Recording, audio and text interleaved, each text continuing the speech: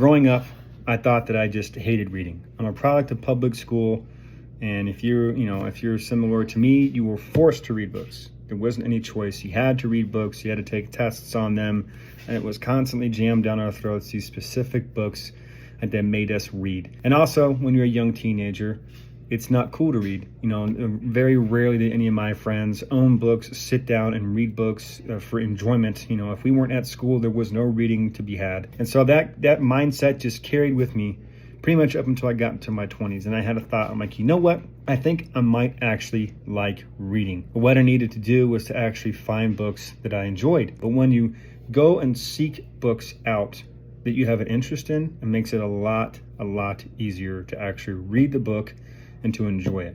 And so one of the books that kind of got me into actually enjoying reading was this one. This is A Mice and Men that was actually recommended to me from a teacher in high school. And when she gave me that book and let me read that instead of a different one, it got me a little bit of a taste of actually liking to read books. And once I got into my 20s, I read a Ryan Holiday article where he talked about the importance of reading in home libraries and having books. So it kind of piqued my interest in getting back into that hobby. And so I went out and sought after books that I enjoyed. And here I am now, some 10, 12 years later. I'm reading this book right now by Stephen King, The Shining, which is an amazing book. So all this basically is to say that if you're someone who thinks that you don't like reading, it's just because you're not reading anything that you actually enjoy. So go out and find books that pique your interest. Find books and interests in things that you like, and I promise you actually will enjoy them. Ryan Holiday says if you have any bit of interest in reading a book, you need to buy it. You need to buy it as all those books that you think you might actually like to read.